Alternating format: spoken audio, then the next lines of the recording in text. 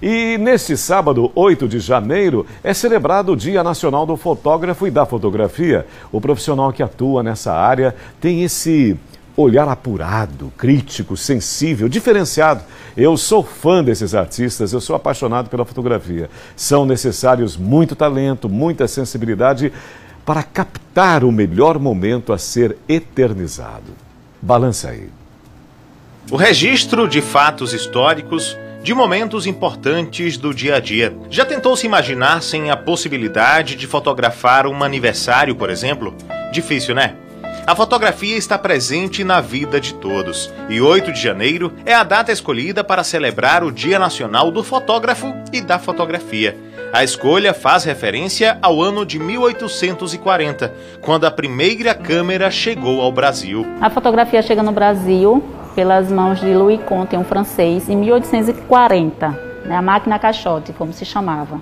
Era uma caixa de madeira e aí Dom Pedro II, né, um homem amante das artes, fica maravilhado com o equipamento e manda e traz e compra equipamentos, né, e aí começa a popularização da fotografia. Mas quem era fotografado? As pessoas de alto poder aquisitivo, porque era caro ser fotografado. E com isso ele começa, o Dom Pedro II começa a emitir um documento que era o fotógrafo real, né, fotógrafo do Império Real. Então essas pessoas começam a circular pelo país, pelo Brasil, fazendo fotografias, fotografando a classe alta porque era caro.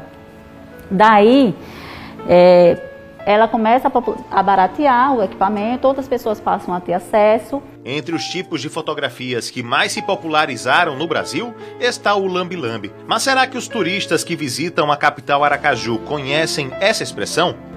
Fotografia lambe-lambe não seria tipo gravura, não? Não, bom, é aquelas coisas que pregam assim na parede, imprime a fotografia, é isso? São fotos tiradas em lambe-lambe, em praças, né?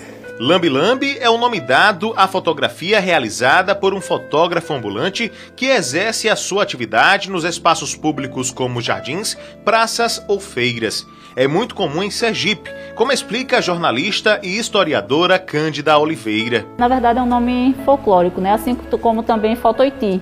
Também era conhecida como Fotoiti por conta dos pés de oitizeiros, ali na Praça General Valadão, onde, durante um determinado período da história, os fotógrafos trabalharam lá. Mas a pergunta que não quer calar é: por que esse nome? Na verdade é um mito, né? É história folclórica.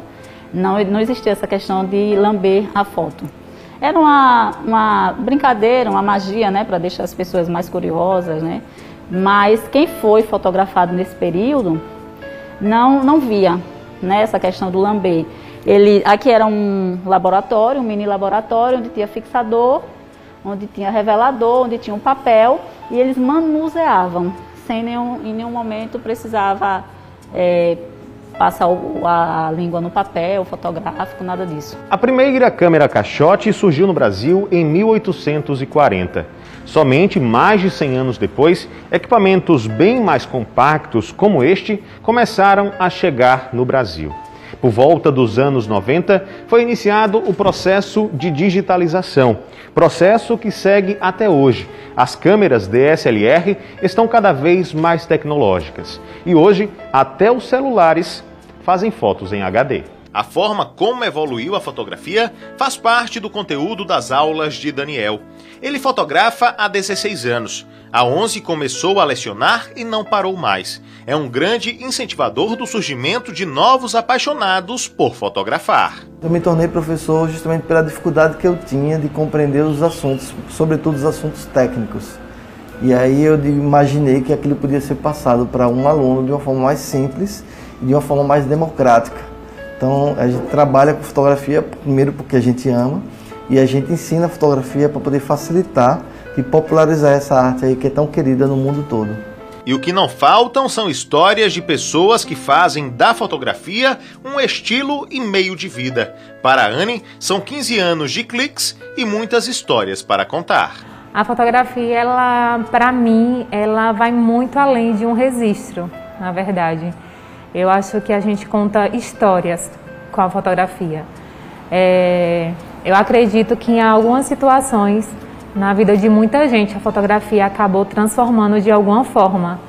Eu falo isso porque eu já fotografei pessoas que estavam com depressão, pessoas que estavam com problemas psicológicos, mulheres que estavam com baixa estima, e quando a gente realiza um ensaio que elas se veem na fotografia, então de uma certa forma muda a vida delas. Fotografar é uma arte. Na fotografia há muito mais da impressão do fotógrafo do que se pode imaginar. Fotografar bem vai muito além de apenas apertar o botão da câmera. É sobre paixão, envolvimento e dedicação. A fotografia ela é muito imaterial, na verdade, porque é uma opinião que cada ser humano tem sobre cada determinado assunto. Então a fotografia ela antes é feita no seu cérebro, nas suas ideias, nas suas necessidades. E esse tipo de fotografia ela sempre existiu. Então ela é tanto passado, como ele é presente, mas também eu vejo de uma forma futura. Essa fotografia que vai existir sempre, independente da presença do papel, a presença de um sensor ou de um tipo de filme, por exemplo.